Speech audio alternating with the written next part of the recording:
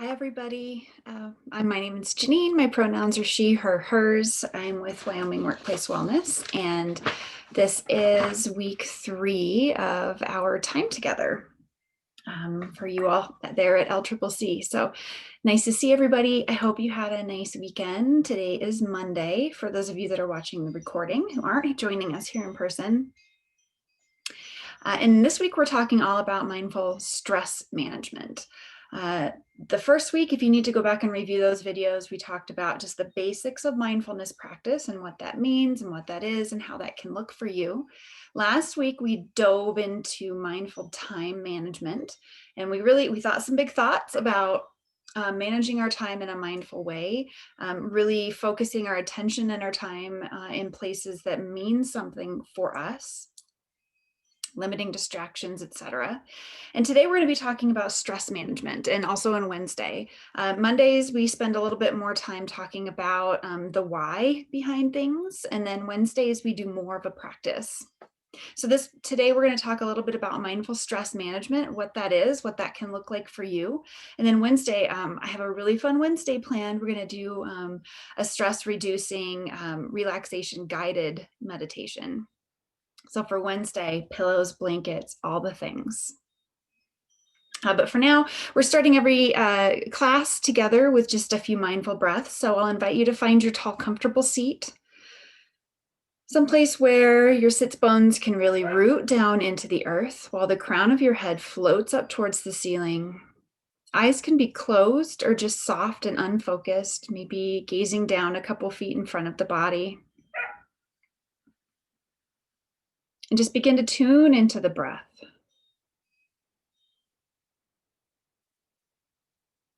Really see if you can focus your full attention on your inhales and your exhales. Breathing in through the nose, breathing out through the nose if possible.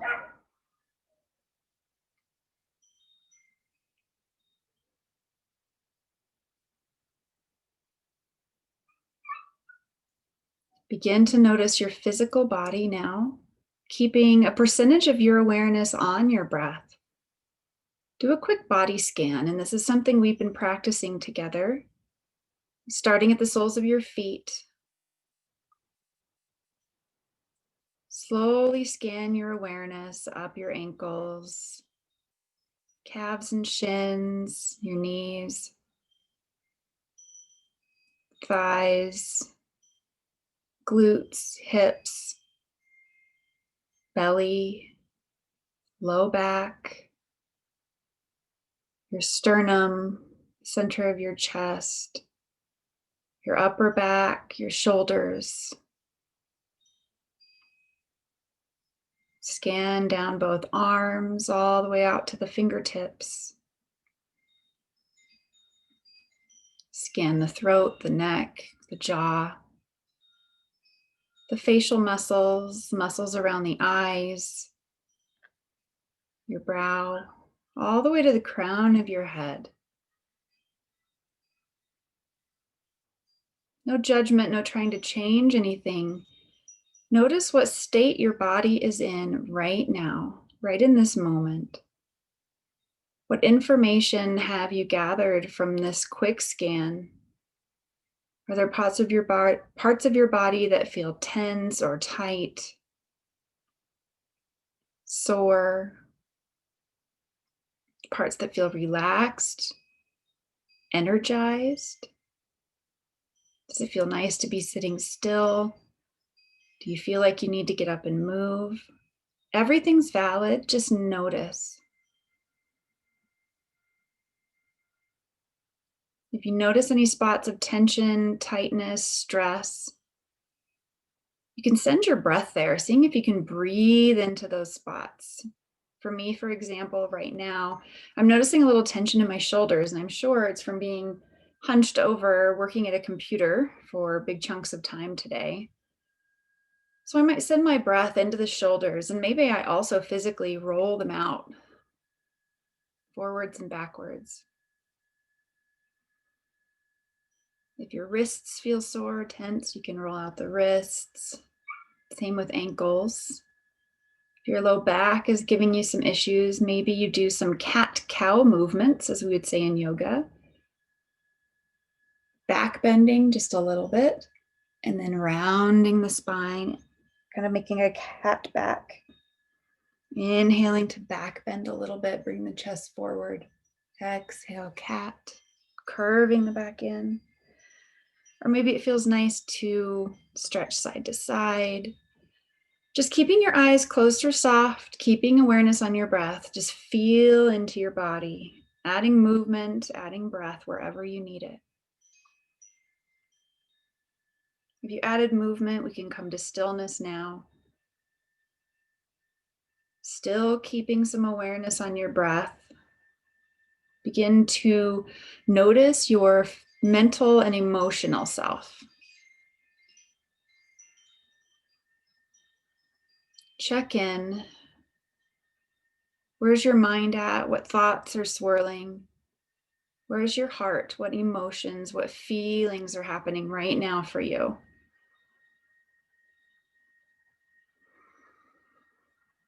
If you can label them, that's the best thing. Maybe something as basic as happy, sad, joyful, worried. Maybe more nuanced feelings, frustrated, excited, apprehensive. Whatever it is, just notice. Put a name to it and allow it to just be there. Maybe you even breathe into that feeling. If you're feeling apprehensive, allow yourself to just feel apprehensive. Breathe into it. If you're feeling joyful, breathe into the joy. If you have worries on your mind, breathe into the worry for just a minute. Allow that for yourself. I think often we're told we shouldn't be feeling a thing or thinking a thing, that it's not productive or whatever. It's okay to feel your feelings for a moment, to think your thoughts for a moment, breathe into it, and then decide if there's anything that you can afford to let go of. So if there is a persistent worry, a persistent anxiety there, breathe into it, say, I see you. And then maybe allow it to just fall away, if only for the next 25 or so minutes that we are together.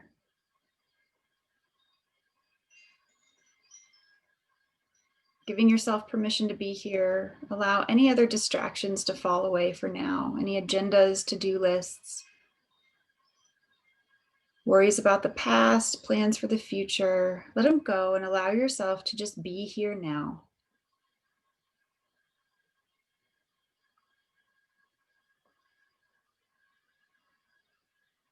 Let's take 3 deep breaths as a group.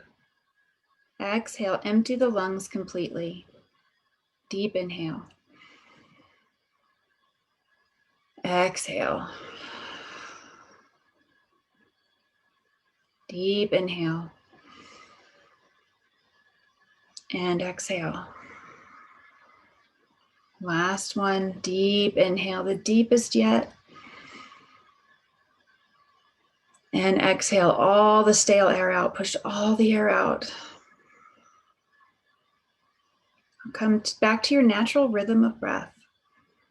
You're welcome to adjust your seat if you need to, open the eyes if you like, or keep them closed. I'm sure many of you are aware that chronic stress is bad for us as humans.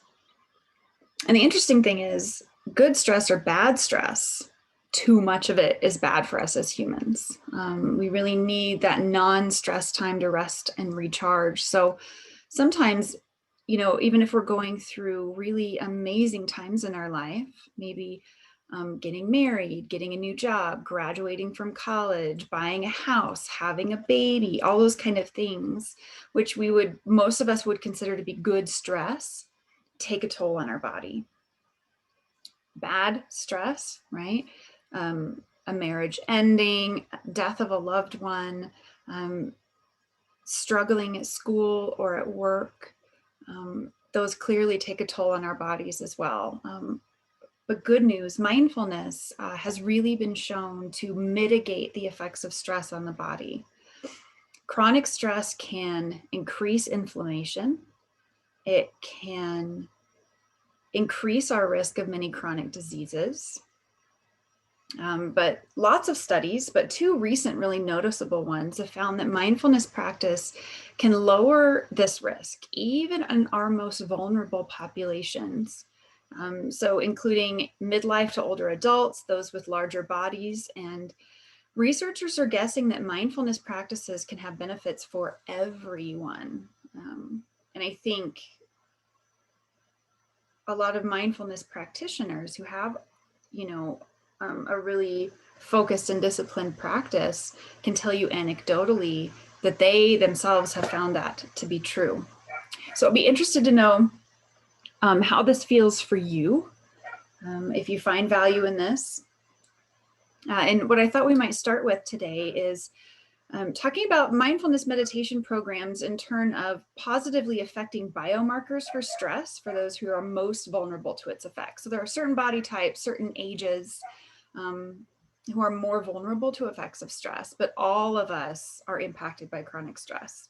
And mindfulness meditation can actually shift your body and make it more able to cope with chronic stress.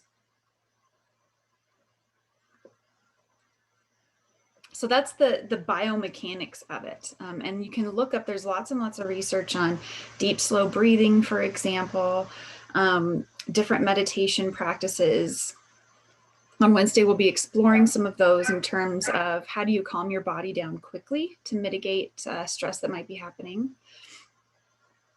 But there are some other ways that mindfulness can help with stress that's not related to your physical body. And I thought we might talk about those just a little bit today. I've identified 9.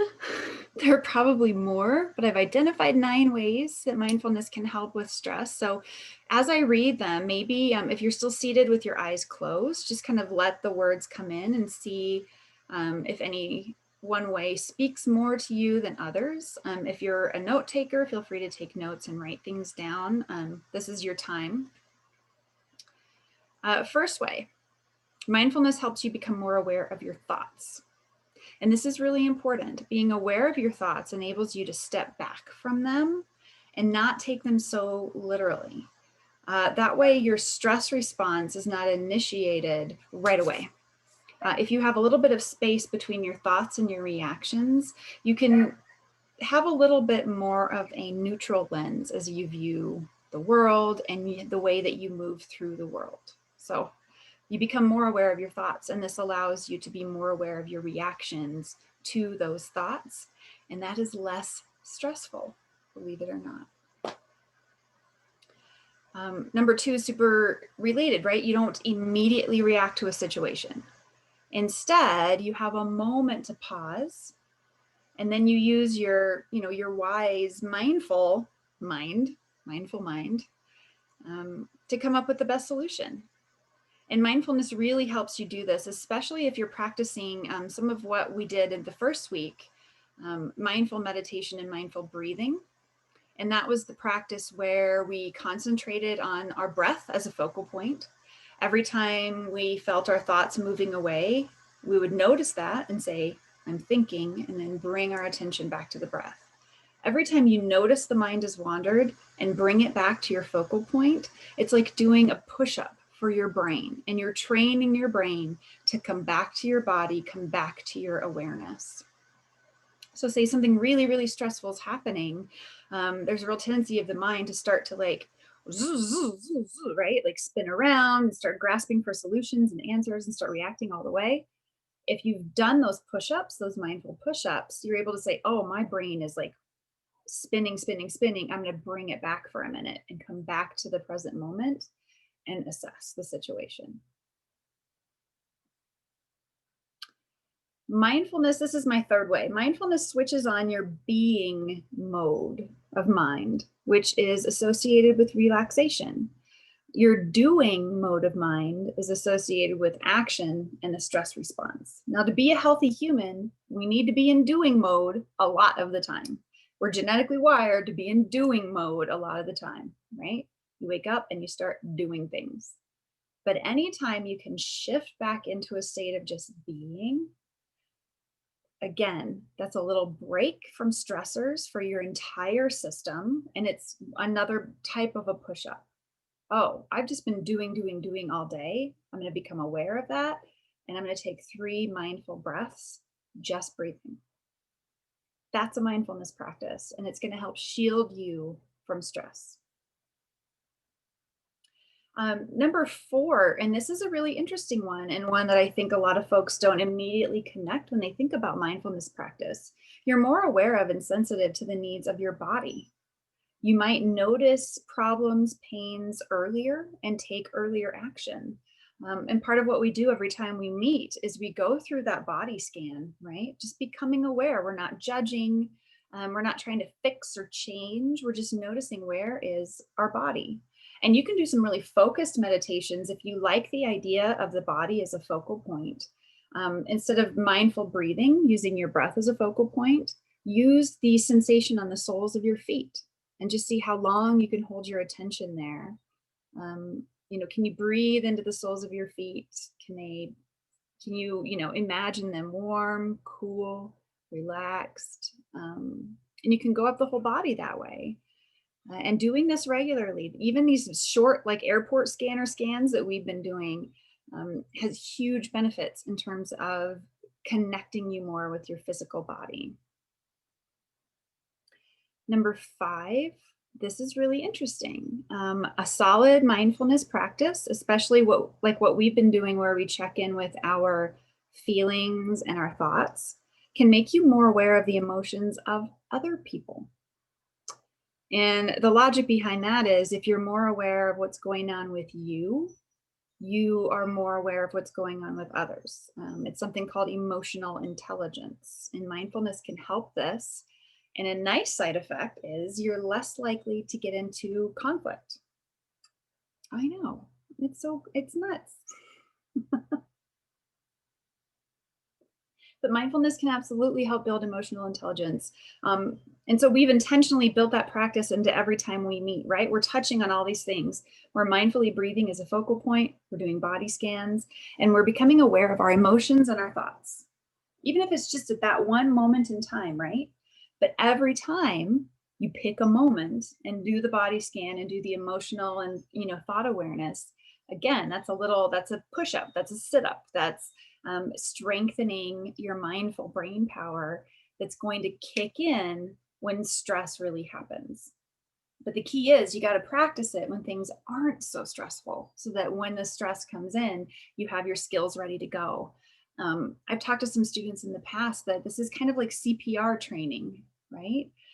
You have to practice it in a low stakes situation with a dummy over and over and over and over and over, so that when there's a real human there who needs assistance, your instinct kicks in and you know exactly what to do. Mindfulness practice is very similar. So I really encourage you to think about that as you build a plan for yourself. Another nice side effect of being more emotionally intelligent due to mindfulness is that your level of care and compassion for yourself and others rises. Your compassionate mind soothes you and inhibits your stress response. And I think in the beginning, we did talk just a little bit about mindful self-compassion. That's a whole thing too. There are books and books out there about mindful self-compassion. But being mindfully compassionate towards yourself has been shown to have many, many, many benefits. And we're doing that in our own way in our short practice that we do when we notice our feelings and we breathe into them and just allow ourselves to feel the feelings. That's compassion. I'm not telling myself, oh, you shouldn't be worried about that. That's silly. Oh, you shouldn't be going over that conversation that was 2 years ago. It's water under the bridge. No, I'm saying, okay, we'll drop it in a minute, but just go ahead and feel your feelings self. There's also loving kindness meditations, and I think we will touch on that maybe Wednesday if we have time, but definitely in an upcoming session that's been shown to lower heart rate, increase positivity, all the things. So mindfulness helps you be more compassionate to yourself and towards others, which lowers your stress.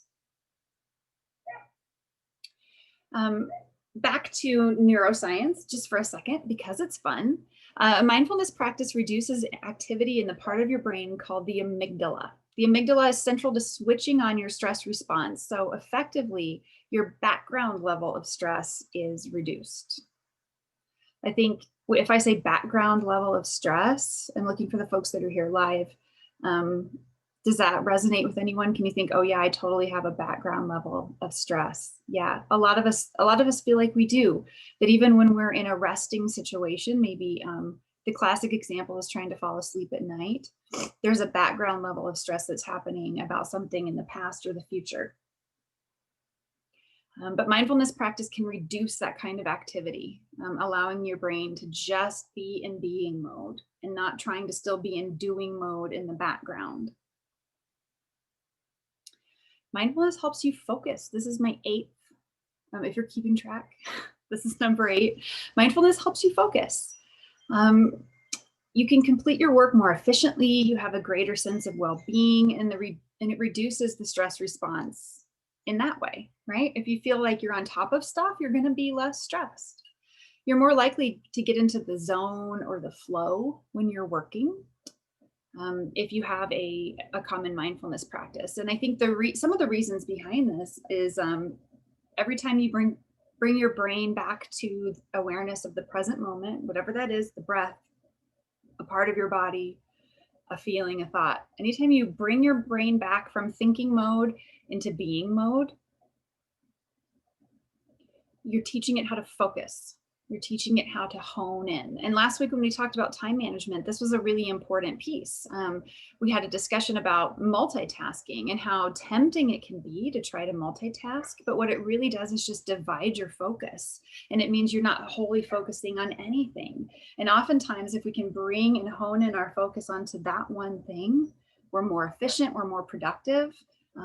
We have a better experience, and whatever we're working on is probably better, right? Whatever it is. The 9th one that I came up with, there's so many more, you guys, but here's my 9th one. You can switch your attitude. What I mean by that is you can switch your attitude to the stress. Rather than just seeing the negative consequences of feeling stressed, mindfulness can offer you the space to think differently about the stress itself. You can observe how the increased pressure helps energize you and maybe has a positive effect on your body and mind. But to get there, you have to have that kind of mindful superpower of noticing when the stress is happening and then distancing yourself from it just enough to really appreciate what's happening in the moment. And I don't mean appreciate like you always think it's awesome. I mean appreciate in terms of really neutrally and analytically observing. So if I know I have a job interview, this is a great example. Most of us get really stressed at job interviews.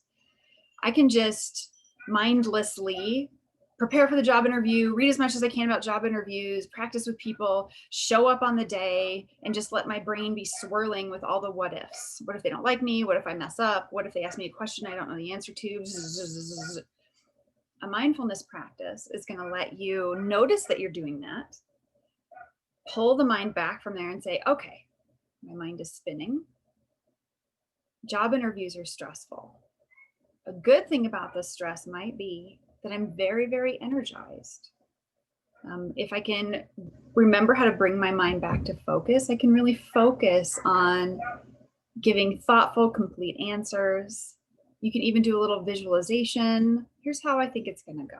They're going to love me. I'm going to answer all the questions, right? But you have to be able to recognize, oh, I'm spinning out on stress, and then be able to pull it in and refocus your attitude around that stress. And mindfulness teaches you how to do that. Okay. So that was a lot, I'm aware, but I would encourage you to just maybe think for a moment if you have anything you would add to that. I think a lot of you probably already had some form of mindfulness practice going. And if you didn't, you have for the past couple of weeks. So have you noticed any other benefits that maybe protect from stress in mindfulness? If any of these spoke to you, if you think, oh, I've really noticed that, or, oh man, that's the one I would love the most, maybe journal about that a little bit after we finish up today.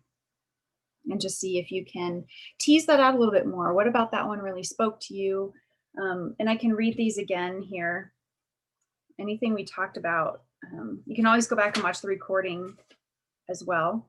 But we talked about becoming aware of your thoughts, not immediately reacting to every situation, switching on your mode of being instead of doing, being more aware and sensitive to the needs of your body, noticing problems or issues earlier, even if it's like, quenching thirst or satiating hunger earlier because you're more in tune. Using the bathroom. I talked to a lot of people that are like, I had to pee like 3 hours ago and then I just didn't. That's not good for you, right? So maybe mindfulness can put you more in tune with your body. You're more aware of the emotions of others because you're increasing your own emotional intelligence. Your level of care and compassion for yourself and others is going to go up. Mindfulness reduces activity in the part of your brain called the amygdala. That's where we were talking about the background level of stress and how mindfulness can just like calm that down. You're better able to focus, and you can switch your attitude to the stress. Once you notice, okay, I'm stressed, I am spinning, you can work on reframing your reaction to it. So instead of spinning out and thinking all the negative thoughts, it's going to be terrible, it's going to go wrong, they're going to hate me, it's okay, this is a really stressful situation and I am prepared, I know how to focus, etc. So that's what I have for you today. I know that's a lot, but I really encourage you to think about just the simple practice. I think it takes us 5 minutes, most of our classes. Mindful breathing, a body scan, notice your feelings, notice your thoughts, breathe into them and allow them for a moment, and then let them go and come back to your breath. Do that every day, and you're going to see benefits. You're going to see an improvement in your stress levels. You can find times of day that work for you. Some people use a timer, some people don't. Some people just kind of go through the steps as I do them. I'm not using a timer with you all when we do it. I'm just sort of completing the tasks. But if a timer is helpful, you can do that. Ideally, it would be at least a couple times a day, like morning and afternoon, but you can do it whenever. Any mindfulness is better than no mindfulness, and your practice is uniquely yours. So just see how that sits with you this week. And again, on Wednesday, we're going to be doing some really fun stress relieving practices. We're going to do a guided meditation, maybe a little bit of seated yoga moves. So get excited for that. And always, if you have any, suggestions, wishes, if you're here on the live class, you can absolutely throw something in the chat. I'm always happy to, if there's something you really want to talk or learn about, I'm happy to accommodate that. You can also find me via the LCCC Student Leadership Council. They have all of my information and can forward any questions, requests, ideas my way. So that's a lot. Let's find our tall, comfortable seat one more, and we'll seal our practice. We'll close out today with some mindful breathing. Long, flexible spine. Come back to your breath.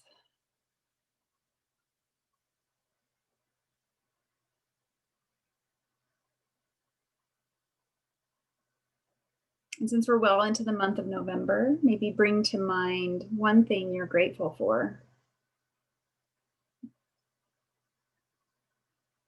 It could be something large or small. Maybe it's just that cup of coffee in the morning or a beautiful sunrise. Whatever it is, hold it in your mind for a moment, breathing into that thing that you're grateful for.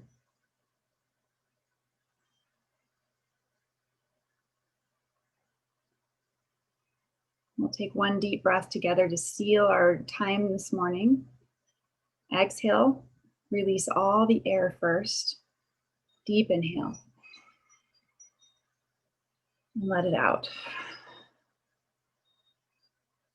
Thank you for joining me today. I hope it was informative, and I will see you on Wednesday.